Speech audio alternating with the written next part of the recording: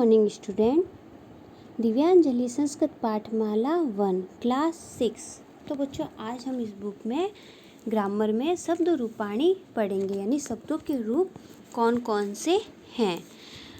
तो इसमें संज्ञा शब्द के रूप दिए हुए हैं, जिसको आकारांत पुल्लिंग शब्द में बालक के शब्द किस प्रकार से बनाए जाते हैं ये समझाएंगे।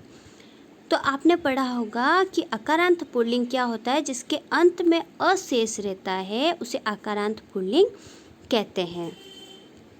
तो इनके रूप बालक के रूप किस प्रकार से बनते हैं ये देखिए।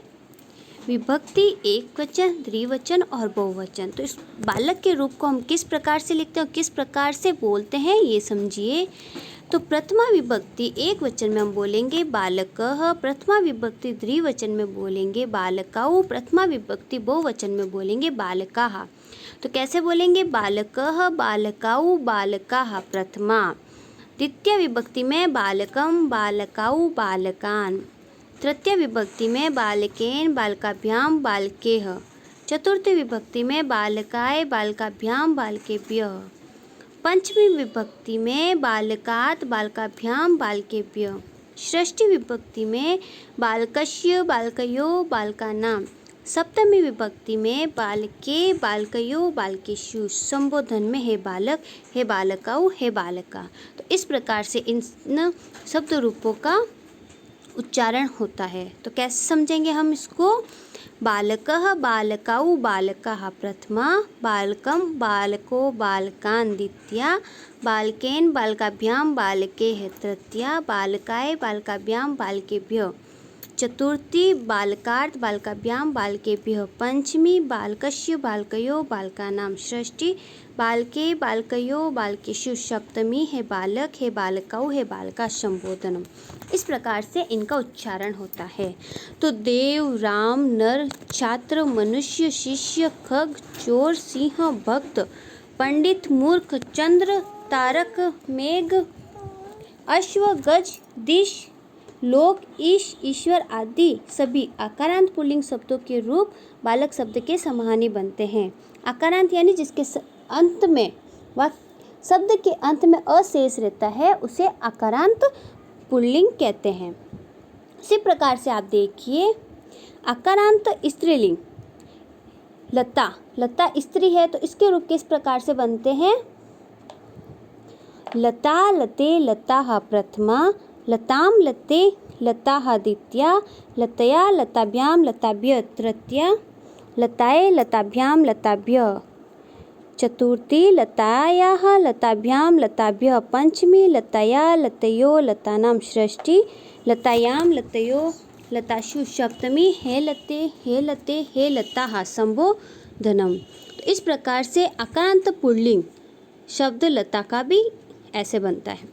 फिर देखिए विद्या, सेना, कथा, कन्या, अजा, दया, सभा, श्रमा, शुदा, दुर्गा, अबला, महिला, वनिता, धरा, सेवा, निंद्रा, प्रजा, बालिका, बाला आदि आकारांत स्त्रीलिंग शब्दों के रूप लता शब्द के समान ही बनते हैं।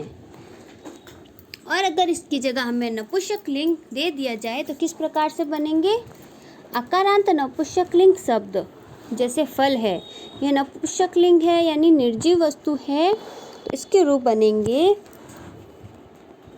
फलम, फले, फलानि प्रथमा, फलम, फले, फलानि द्वितीया, फलेन, फलाभ्याम, फलेः तृतीया, फलाय, फलाभ्याम, फलेभ्यः चतुर्थी, फलार्थ, फलाभ्याम, फलेभ्यः पंचमी, फलस्य, फलयोः, फलानां। षष्ठी, फले, फलयोः, फलेषु। सप्तमी, हे फल, हे फले, हे फलानि। संबोधनम।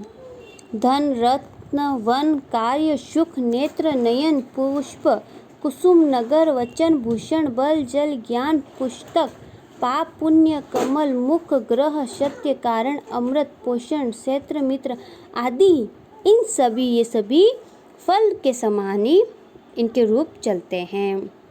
एग्ज़ाम की दृष्टि से ये बहुत इम्पोर्टेंट है और एग्ज़ाम में ऐसे क्वेश्चन अवश्य ही आते हैं। फिर देखिए सर्वनाम।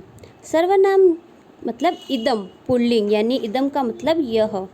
इसके रूप आ जाए तो आप किस प्रकार से करोगे? पुल्लिंग है तो इदम का होगा अयम, इमाऊ, इमे प्रथमा, इमम, इमाऊ, इमान द्वितीया, अनेन आभ्याम एभिः, तृतीया अस्मै आभ्याम एभ्यः, चतुर्थी अस्मात् आभ्याम एभ्यः, पंचमी अस्य अन्यो एषां, षष्ठी अस्मिन् अन्यो एषु। तो इदम शब्द सर्वनाम के भी रूप इसी प्रकार से बनते हैं। फिर आ जाए इदम शब्द में स्त्रीलिंग यानी यह, तो इसको आप किस प्रकार से याद करेंगे? इयम, इमे, इमाः, इमाम, इमे, इमाः, अन्या आभ्याम आभि, अस्ये आभ्याम आभ्य, अस्याः आभ्याम आभ्य, अस्याः अन्यो आशाम, अस्याम अन्योः आशु। सप्तमी विभक्ति। इस प्रकार से इनके रूप भी ऐसे ही चलते हैं।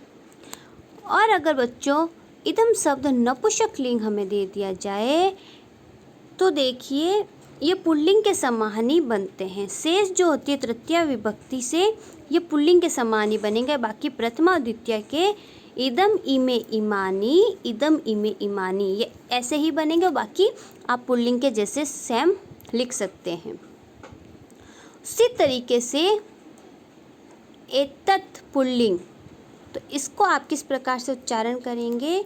एषः, एतौ, एते प्रथमा, एतम, एतौ, एतान द्वितीया, एतेन, एताभ्याम, एतः तृतीया, एतस्मै, एताभ्याम, एतेभ्यः चतुर्थी, एतस्मात्, एताभ्याम, एतेभ्यः पंचमी, एतस्य, एतयोः, एतेषां षष्ठी, एतस्मिन्, एतयोः, एतेषु।